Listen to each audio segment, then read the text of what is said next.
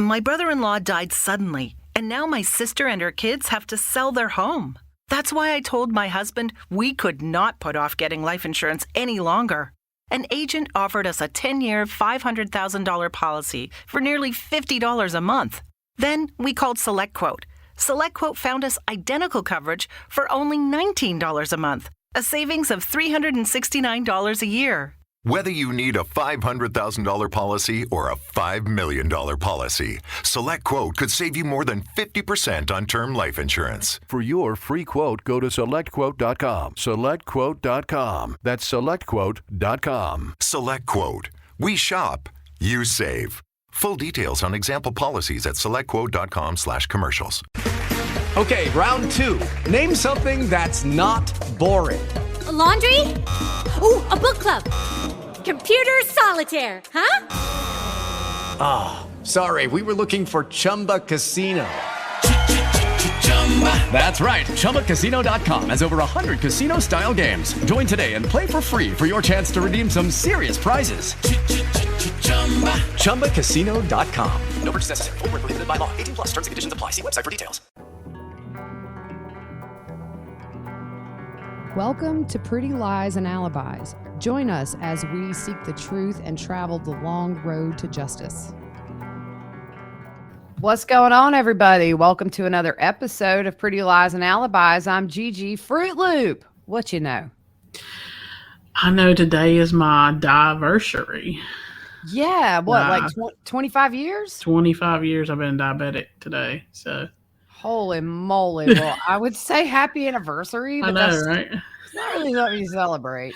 Yeah, you celebrate with a piece of cake. Right, yeah, that would be very typical. Mm-hmm. Well, I think you've done a great job all these years. I've seen the highs and the lows and the in-betweens of it all. Yeah. And and the other thing too is you're great when people are newly diagnosed, how you take them in and really just take time to explain so many things that doctors don't have time to tell you. So I've seen you do that with many people, and here's to health and keeping that sugar down. Yep. Doctors don't know a lot. Like the first thing they told me, don't eat white stuff, but you can eat wheat, but that's not only it. It's a ton of other things. So yeah, well, darn. And happy anniversary. Yeah. I don't know. I feel like we were just here. We're doing an early one today because I've got to take my Grammy to her doctor's appointment, and then she needs to go grocery shopping. I got a bunch of stuff to do. Yeah. So we thought we would get this one out quick. Quick shout out to our sponsor, Two Cool T-Shirt Quilts. If you look behind me, if you're on YouTube, you can see one example of her amazing work. So go to twocooltshirtquilts.com/prettyliesandalibis. What can they do, Fruit Loop? They can take your t-shirts and make them into a quilt that is too cool. There you go. And not just t-shirts, all kinds of stuff. So go check it out. Yep. We want to give a big thank you to Dorothy and Karen for the PayPal donation. They actually live pretty close to us. So I told her the next time I'm up in that area, I will give her a shout and we need to go have coffee. Yeah. Thanks, Dorothy and Karen. Yeah, they're sisters. So it's really cool. They listen together. So we are doing a year-end review this week of all of the big cases that we've been covering all year. And we definitely are not claiming this is every single thing that happened in these cases, but we're trying to hit the important parts just to kind of sum everything up. Before we get started with Gabby, Petito, and Brian Laundrie, we just want to say if someone you know or yourself is in an abusive relationship, there's help. Call 1-800-799-SAFE. That's 1-800-799-7233. Or text START, START, to 88788. And if, don't be quiet if you suspect somebody you know and love is in an abusive relationship. They don't get better. They get worse. And over time, we have seen all too often the end result of these cases. So value your life and those around you that love you and get out. So we're going to jump right in. And just to give a little bit of a background on them, Gabby and Brian, they were originally from Blue Point, New York, where they were high school classmates. And after they graduated, Brian and Gabby moved to Northport, Florida, which is where Brian's parents moved to. And Gabby's dad moved to Florida to be closer to her. So in some interviews after Gabby was reported missing, her mom said it wasn't uncommon to not hear from Gabby for a day or two when she was traveling. Because as we know, when you're in the mountains or in these certain areas, you got no cell reception. So at first, she really wasn't super worried that she hadn't heard from Gabby.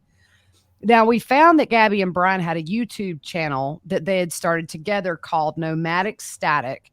And they had one video on there. It was from their part of their camper van trip. The videos were taken in Santa Monica and Utah. And, I remember going and watching that video right when we heard that she was missing. And it looked like a lot of the usual camper van videos you see from people. It's just really a super cute video. And you really couldn't tell on the surface, as in most abusive relationships, what was going on behind the scenes. Yeah, there's a couple of videos. I watched a couple of specials, and it looks like she had been crying, but you never know. She just could have woke up, but it looked like she'd been crying a little bit. So you don't know what was going on.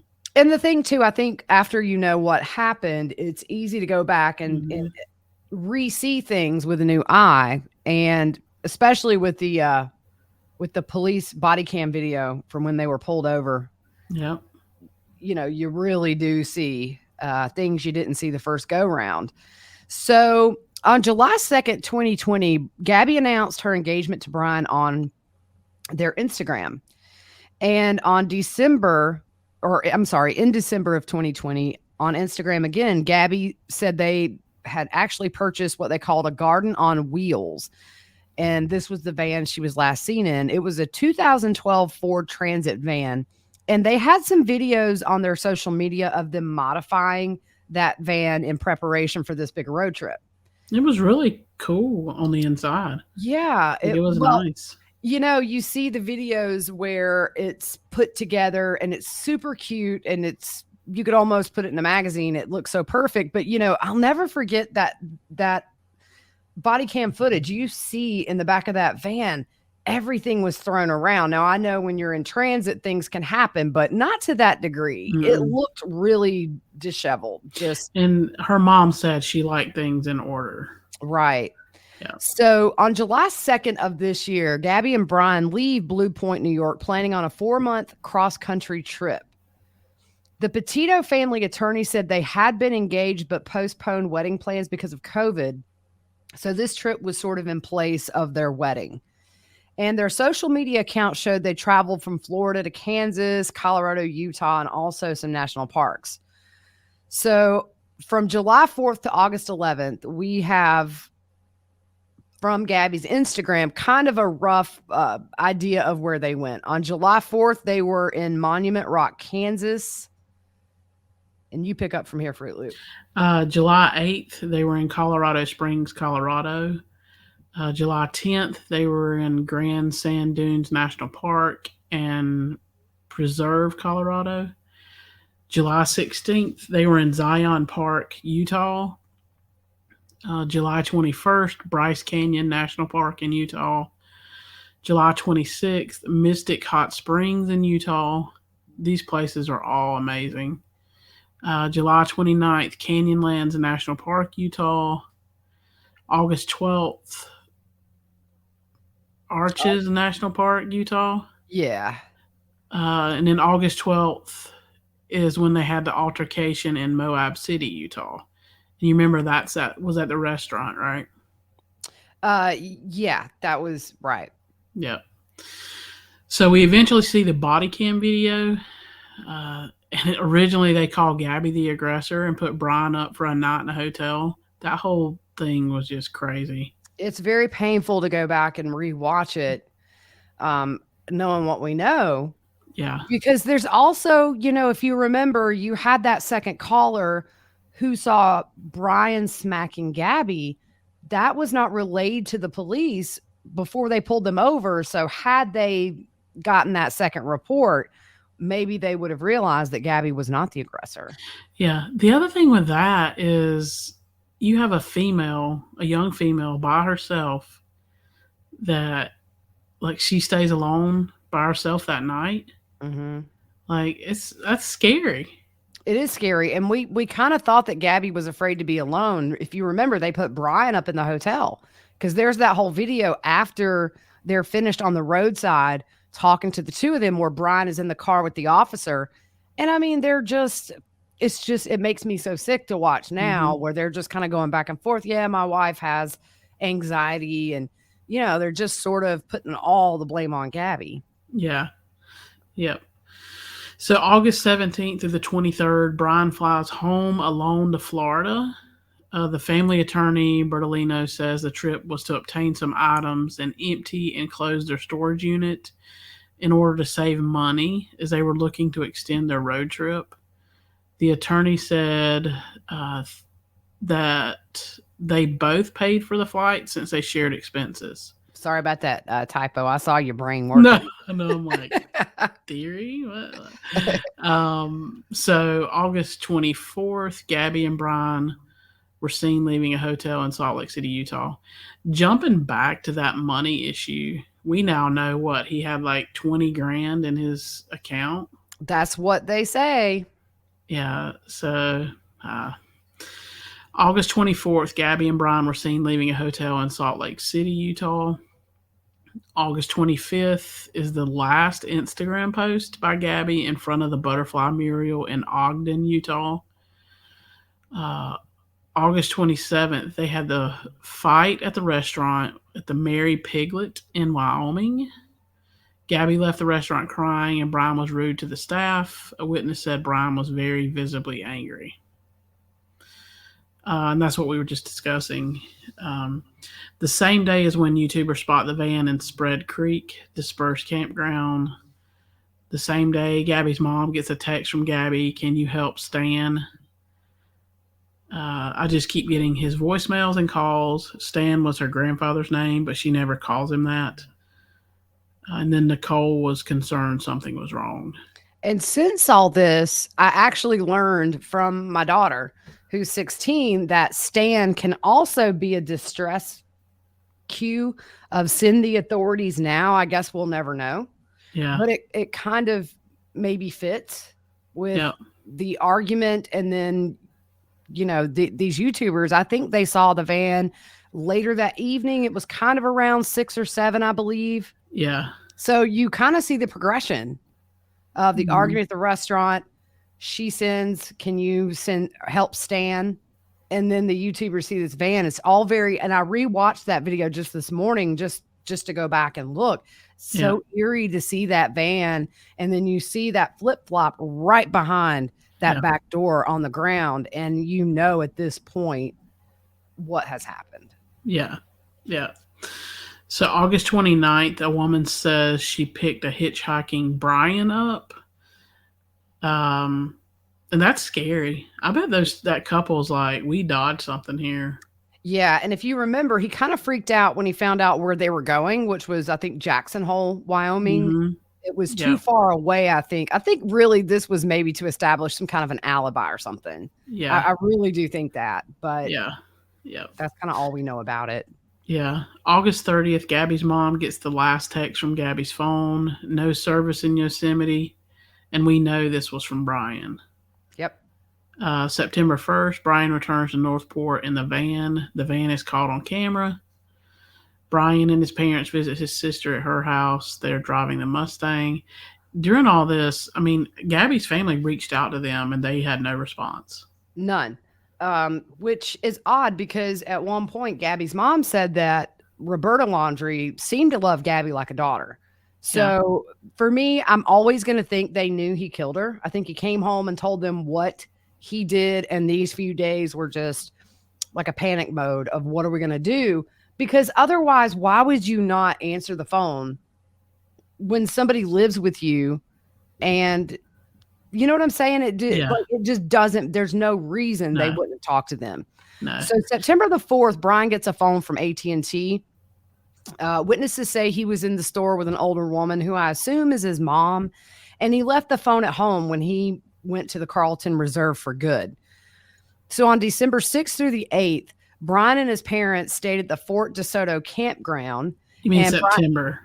What did I say? December. Oh, Lord. No, that's all right. It's been a long December. Oh.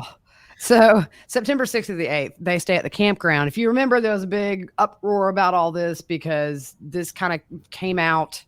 It was shocking to everybody that they had been camping when Gabby was missing. So September 11th, or I'm sorry, Brian's sister Cassie said she stopped by the campground for a few hours on September the 6th with her sons. And she didn't know Gabby was missing until Gabby's parents reported her missing, which wasn't until September the 11th. That was when the missing person report was filed. And police in Florida knocked on the laundry's door, and all they did was hand them a card for their lawyer, which speaks volumes. Oh, yeah, exactly. But the thing is, Gabby's mom reached out to them and said, "Have you heard from the kids?" Right. At the original, she didn't say, "Have you heard from Gabby?" She said, "Have you heard from the kids?" Right. And no response. Yeah. So Gabby's dad said he never saw any red flags in their relationship. They took the van and processed it for evidence. So on September 13th, Brian's lawyer says this is the day he last spoke to Brian on the phone. If you remember, he admitted he had talked to Brian since the missing person report had been filed. September the 13th is also the last day that Brian is seen by his parents. He told them he was going to the Carlton Reserve to go hike or camp. If you remember, they originally said they saw him on the 14th. We find out it's the 13th, and then we're all thinking he's had an extra day to get where he's going. I really am still surprised they found him dead. Yeah. I just did not think that would be the case. I thought we would find him in a month or two hiding somewhere. Yep. So December 15th, Brian was named a person of interest in Gabby's disappearance, and Northport police said that Brian was hindering the investigation. So the Laundrie family attorney released the following statement about Brian not talking to police. And he said, many people are wondering why Mr. Laundrie would not make a statement or speak with law enforcement in the face of Miss Petito's absence. In my experience, intimate partners are often the first person law enforcement focuses their attention on in cases like this. And the warning that any statement made will be used against you is true, regardless of whether my client had anything to do with Miss Petito's disappearance. As such, on the advice of counsel, Mr. Laundrie is not speaking on the matter. I've been informed that the Northport, Florida police have named Brian Laundrie as a person of interest in this matter. This formality has not really changed the circumstances of Mr. Laundrie being the focus and attention of law enforcement, and Mr. Laundrie will continue to remain silent on the advice of counsel. This guy... Oh, man. I tell you, he really needs a course on how to give a little bit better public statements. Yeah, what the world? Everyone was a train wreck. So there was another statement issued. So what did it say? This is an extremely difficult time for both the Petito family and the Laundrie family. I understand that a search has been organized for Miss Petito in or near Grand Teton National Park in Wyoming. On behalf of the Laundrie family, it is our hope that the search for Miss Petito is successful and that Miss Petito is reunited with her family. On the advice of counsel, the Laundrie family is remaining in the background at this juncture and will have no further comment. It's ridiculous. It is ridiculous. I mean, yeah, no words, really. No. So Gabby's family quickly issued their own statement, taking a shot at Brian's family. The Schmidt and Petito family are going through the worst moments of their lives. Their beautiful 22-year-old daughter is missing, and the one person that could help find Gabby refuses to help. Brian Laundrie was traveling with Gabby in the Grand Teton, Yellowstone area. They were traveling together in Gabby's 2012 Ford Transit van. That is where we believe Gabby was last seen. Brian is refusing to tell Gabby's family where he last saw her. Brian is also refusing to explain why he left Gabby all alone and drove her van to Florida. These are critical questions that require immediate answers. The Smith-Petito family begged the Laundrie family to not remain in the background, that was in quotes, but to help find who Brian referred to as the love of his life. How does Brian stay in the background when he is the one person that knows where Gabby's located? And that was from the Smith-Petito family. They implore Brian to come forward and at least tell us if we're looking in the right area. Yeah, and I totally feel that. I get their frustration, and if there's nothing to hide, I mean, if you think about it, had Brian come home and said, "Look, we had a huge fight. We decided it's over. She didn't want to come home. I left her there. She was alive and well." Then why would the Say laundry it. not tell the Yeah. Petito family just that? Hey, they broke up. He left her. Yeah. They got in an So argument. Da da da da da. Yep. yeah, if you remember, Gabby's stepdad traveled to Wyoming to help with the search. Then on September 16th, Northport police had a press conference with Gabby's dad. He asked for her safe return and also asked the laundries to stop hindering the investigation. The Petito Schmidt lawyer read a letter to Brian's parents asking for their son to speak to them about Gabby. And September 16th and the 17th, Brian's sister goes on Good Morning America. And she said, obviously, me and my family want Gabby to be found safe. She's like a sister, and my children love her. All I want is for her to come home safe and be found, and this just to be a big misunderstanding. So September 17th, authorities in Utah announced there is no connection with the double murders of Crystal Turner and Kylan, I think it's Schulte. And they were the married couple that were found dead. Although I never really suspected this was connected. Their bodies, that seemed very sexual in nature, the way they were found. It just didn't really fit kind of what at that time we thought, if she was dead, likely happened. So September 17th, Brian's parents say that he's gone, and the police go there. This is the first time they had spoken to authorities since Gabby was known to be missing, by the way. So when their baby boy comes up, I don't want to say missing, when he disappears, that's when they call the police. At this point, the crowds were starting to form in front of their house with bullhorns, putting all the pressure on them to talk to authorities. Oh, yeah. Yeah. So at the same time, the FBI was searching in Grand Teton National Park in Wyoming.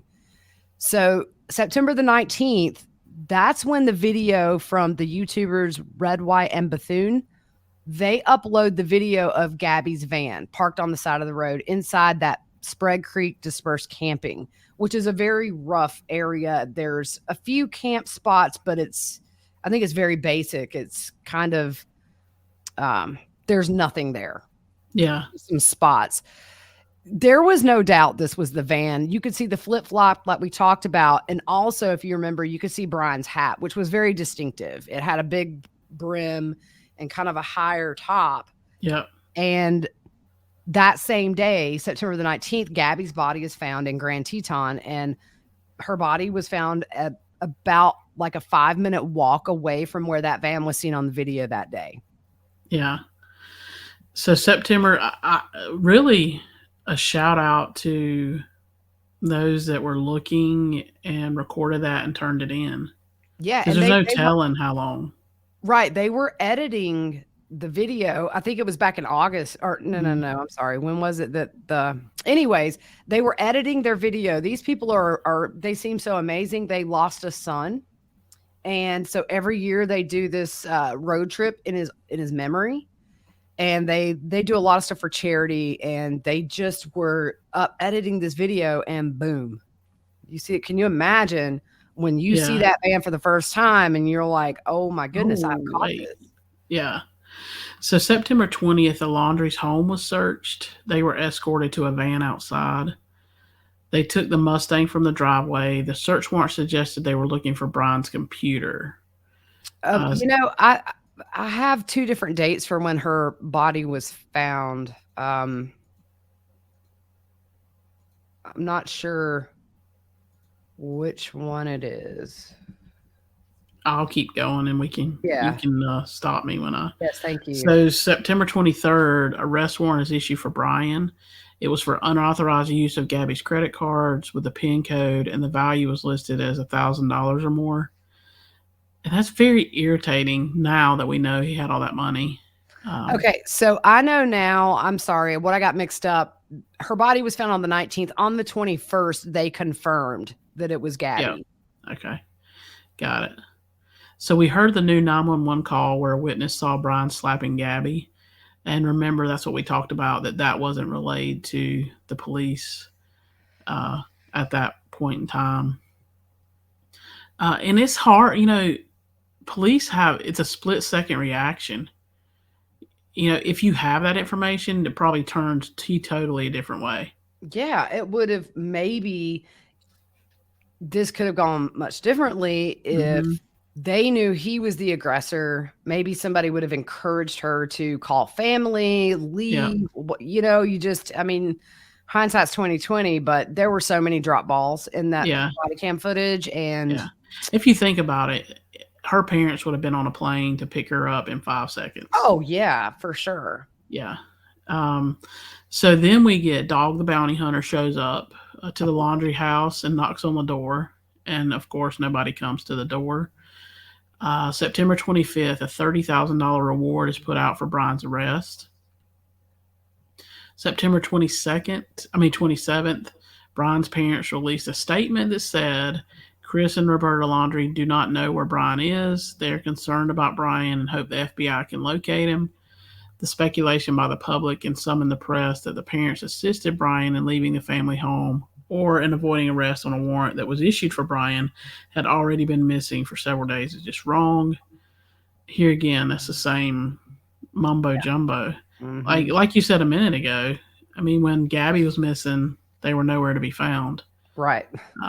So October 8th, Chris Laundrie assists in the search for Brian at the Carlson Reserve for about 3.5 hours.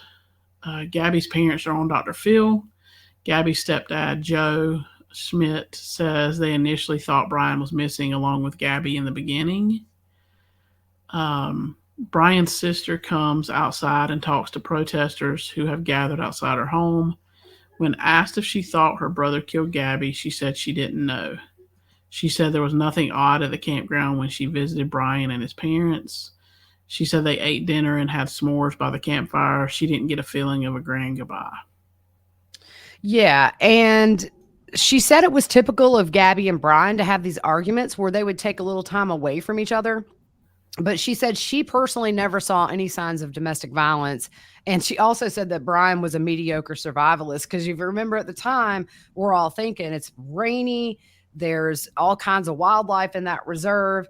And rightfully so. A lot of people that were professionals in doing this stuff said there's no way he's alive in that swamp for this long. Yeah. So she says, Cassie also says she's not speaking to her parents at this point, and she's encouraged them to come clean if they knew anything. So October 12th, the coroner says the manner of death was strangulation and estimated she had been murdered 3 to 4 weeks prior. Now we jump to October 20th, where partial human remains are found in the Macahachie Creek Environmental Park. Brian's parents were assisting in the search that day, and on the news, when we saw that white crime scene tent go up, we knew that was it. Yep, because it was the same way with Tylee and JJ when they found them. When that tent goes up, they have found something they're protecting. Yep. So the remains were actually not too far from where the Mustang was parked, and the FBI Tampa said they found a backpack and a notebook near the remains that until recently that area had been underwater and they weren't able to search. And I remember Brian Enton was down there right at that area, and a few days before they found the remains, he did say that the area was unsearchable. I do get a lot of the conspiracy theories about, well, his parents go in and immediately find him. How is that stuff still there if it's underwater? I don't know, guys. But we don't do conspiracy theories, but I feel you on that. Yeah. So Brian's dad, Chris, found the bag with some of Brian's personal belongings, and officers found the backpack on the other side of the trail. That's where they saw the partial remains. So the Laundries were then told they had found human remains, and they were asked to leave the reserve. So on October 21st, investigators were seen going into the laundry house to give the death notification after the remains were confirmed to be Brian. And at the time, officials say the notebook is being dried out and it could be salvageable. We still haven't heard anything about that notebook. No, not a word. That's kind of the only loose end, I think, with this case that we're waiting on. Yeah. Brian's remains were sent to an anthropologist to see if a cause of death could be determined. November 23rd, they announced the cause of death is a gunshot wound to the head, and they determined the manner of death to be suicide. So after all this, Gabby's parents have established the Gabby Petito Foundation, which helps find missing people and helps victims of domestic violence. And her dad is very active on Twitter, tweeting out missing person cases almost daily. I think that sometimes in these horrible tragedies, you know, if you can find a sense of purpose in that person's honor, then, you know, not much good can come from these things. But maybe one day somebody's life will not end in a tragic way because of what they're doing. So hats off to them. Yeah. I think it's just amazing how the 4 parents, you know, as Gabby's dad said, she has 4 parents, how they've supported each other and have really walked this road together. It's an example of how co-parenting should be. And it's unfortunate because it seems like Gabby was surrounded by so much love with her family, but unfortunately not with Brian. And here we are. So we're still keeping an eye on this. You never know what could come out. I mean, sometimes these things, you get little bits here and there. I think the last big thing, though, is the notebook to see if there was any explanation as to what happened, or if he admitted it, or did he just draw stupid stuff while he was sitting in the woods? Who knows? Yep. All right, guys, we will be back tomorrow with another review. I don't know what we're doing tomorrow. Do you know? It's Gannon Stalk. Okay, so we're gonna, oh boy, I got a lot of research to do on that. There's been a lot of things happening. We're gonna go to Crazy Town. So anyways, we will be back tomorrow with that, and hope you guys have a good rest of your day.